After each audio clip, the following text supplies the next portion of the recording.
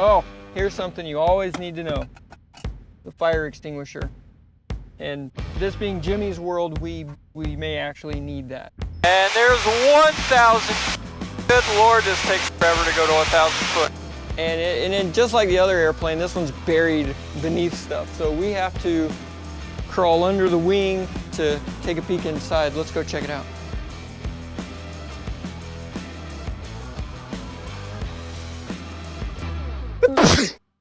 Excuse me. Golly. Holy cow, so I did it again. I bought airplanes, more than one. This one actually flies, so that's a bonus. It's not the prettiest girl in the world, but it's going home with me, right? This also is a 1978 Sierra because it's got 2 doors on it. Piper, take notes. You got 2 doors here. Hello. This one's got the IO 360 in it as well. Got your spinner up here. Got 3 round tires on the bottom, and these fold up most of the time on purpose. You got your sweet faded purple maroon stripe right there. That's the speed stripe on it. Makes it goes faster. I don't see any damage, although there is this right here. So we got this spot right here where the exhaust kind of melted through that a little bit. But you know, throw some duct tape and some white nail polish on it and he's perfect. All right, so you got that. Okay, not too bad. Not the best paint on the planet, but looks all right. Got a little bit of the Hunter Biden happening right here. Okay, it's not crunchy. That's always good. Check that out too. The back door, full-size back door. And this one does not have the optional 3rd seat in it, but it would have went right here, which is bizarre to me. What else we got here? More Hunter Biden. And if you don't know what the Hunter Biden stuff is, that's the white powder. So just now you know. Yeah, okay. Oh, that's bright off there. Oh, a little bit more up there. Oh, I can't see up there. Right into the sun. Don't do that. Blinding. Little powder up there, action happening. Crunchy? Nope. That's a good sign. No crunch. That's what we want. Got that right there. That's fun. That's your secret button. Sure that's supposed to be there for a reason. No idea why. This is your boat plug right here. So to drain the water, you just pull that out. Okay. You know what? We're gonna leave that in. That's your boat plug. You got to make sure that's in when you go flying. Yeah, let's check the inside out. All right, and up here we have our control panel. We got very modern equipment in here from, what year is this? 78? 1978. That's a new piece of kit right there. Faster, slower, more gas, less gas. Don't touch that when you're on the ground. That looks like a wheel. And the parking brake, we tried it, it doesn't work at all. So you got an ashtray right here, which is ironic because every airplane and commercial airplane has an ashtray, yet all of them say no smoking. Why? Why do you put no smoking yet you have ashtrays in there? I've never understood that. Off and on, I have no earthly idea what that switch is for. Let's see. Air conditioner. That's super cold. That's regular. And that's heater. I mean, the interior of this thing is actually really, really nice. I am impressed. Okay, well, I say let's just go fly this thing. See what it's got under the hood. I think it's got about 200 BTUs. Oh, here's something you always need to know. The fire extinguisher. And this being Jimmy's world, we may actually need that.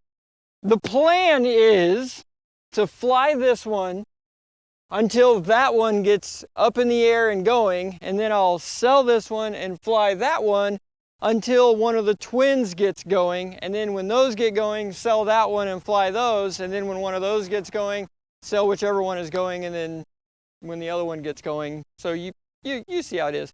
The other thing I'm going to do is my vinyl stripe guy that did the Cherokee, if you can see that video there, I'm going to have him, I've already talked to him, we're going to go through and put a little tape action, color action on this thing to bring it into the modern era. I mean, honestly, that's pretty much it. Everything on this airplane has gone through, so it should be good to go for another year.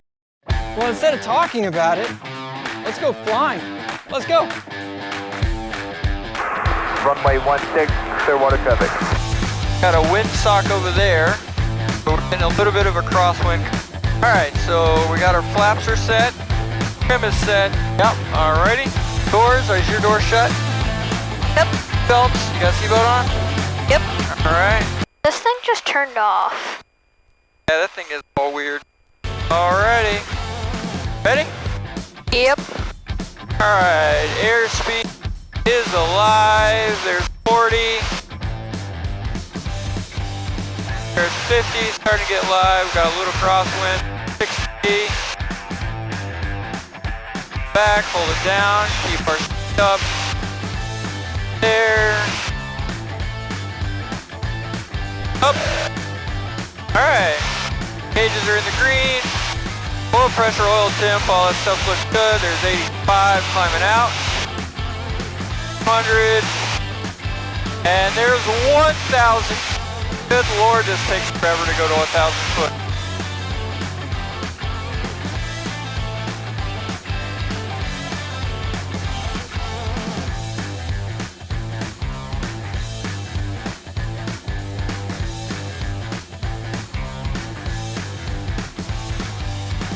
So here is the new plane, we're flying it.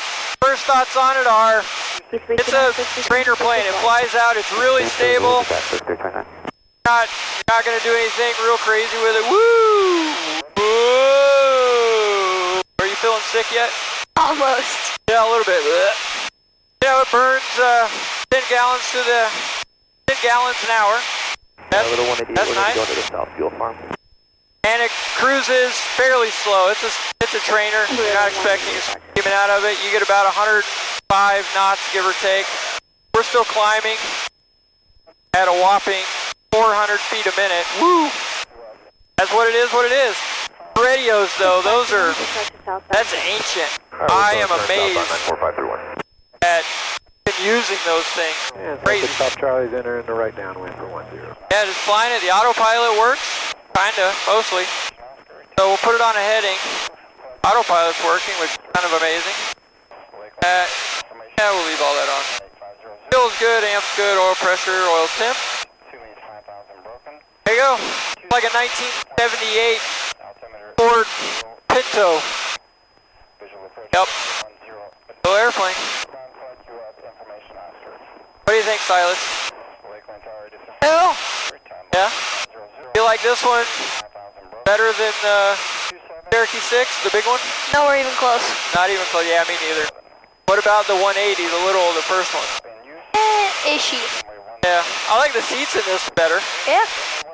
The way it flies, I mean, it flies pretty good. It's solid fly. The controls are a little heavier, so it takes a little bit more energy, but I think it's because these have like a bungee cord on them to keep the controls centered, so if something happened, it just would center it, so I'm thinking that's why they're a little heavier.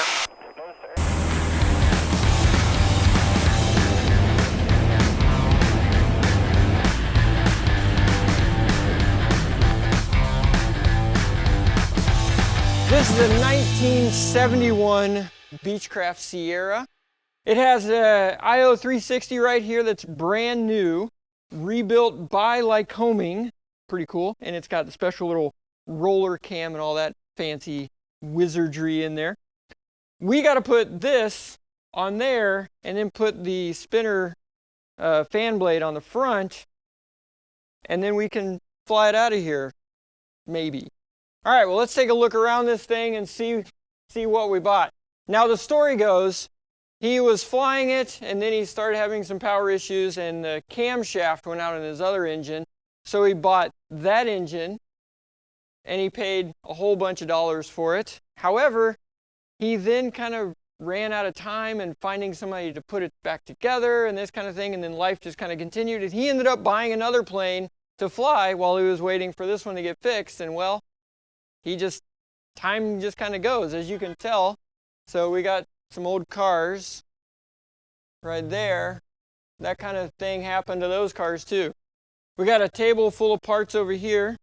So, everything is organized and labeled so we know exactly where it goes back together. We have this flywheel, but we also have that flywheel down there, and we'll need to figure out which one of those are supposed to go back on that engine. Then we have the spinner over here. Oh, look, and this is a wing full of parts over here that's expertly labeled and organized so that the next person that comes along will have no problem whatsoever putting it all back together and knowing if this bolt went inside the airplane or outside the airplane or what. So, yay! And then just like the other airplane, this one's buried beneath stuff. So we have to crawl under the wing to take a peek inside. Let's go check it out. Watch your back. Yeah. Okay. All right. Come on in and welcome to the new headquarters here. We got a fancy little JPI 900 engine monitor, but you know, just in case, we still kept all the old stuff, because why not? And then we have our radios here, a little GPS there. This nice, fantastic 1971 tweed decoration. I dig it. Yeah, not too bad. Let's check out the rest of the airplane and see if the wings are going to fall off. These wings are not crunchy. That's a good sign. Ugh. Yeah, these look pretty good. That one kind of wrinkly on that end.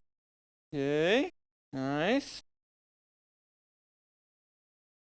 All right. Feels good. It's super clean. And the paint on it is in really good shape. It's almost in as good condition as that 310 we found. Windows a little bit faded. We got our other door. Oh, this one has it. Yeah, so now in their infinite wisdom, they actually put a seat back here, and this is the backrest, and I don't know where it might be laying around here somewhere, but then there's a little cushion that's down here, and that's the footwell where your feet are supposed to go back here, which is insane considering how small of an engine this has and how small of an airplane this is, that they would put that many seats in it. That is baffling. Oh, speaking of baffling, 1962 Corvette. I wonder if he would sell this. We can find it and drive it and run it out of here. Oh, yeah. Yeah, now this is in about the same condition as the Bonanza that we saw. That is cool. Got another Corvette over there, like a, I don't know, late 70s, early 80s. Yeah, this is probably like an 81 or something like that. With the tail on it, with the funny looking headlights, or the taillights. That's cool. Yeah. Oh yeah, I'm buying a plane. How long do you think it's going to take us to get this thing put back together and back in the air? My guess is... Hello, my name is James Webb, and this is Aviation News. A Cessna 310 clings to life after being viciously attacked by a gang of angry mechanics. Caution, this story contains images that may be inappropriate for some viewers. We have received this exclusive interview with an eyewitness. That was the most disgusting thing I've ever seen in my life. I mean, it had wings that were falling off of it, the wires were hanging out. It was disgusting. I closed my eyes and that image is burned into my mind. I will never be the same again. Justice has got to be served. After being declared dead by the doctor, a stunning thing happened. Hundreds came together and wheeled him back to life. While the doctors are cautiously optimistic, the road to recovery will be long and arduous. I'm told when he makes a full recovery, he will not be sold for profit. He now has a greater calling on his life. Stay tuned as we follow this breaking story. Now back to your regularly scheduled program. All right, boys. Now let's take all this stuff off of here and start putting some mounts and Getting things going.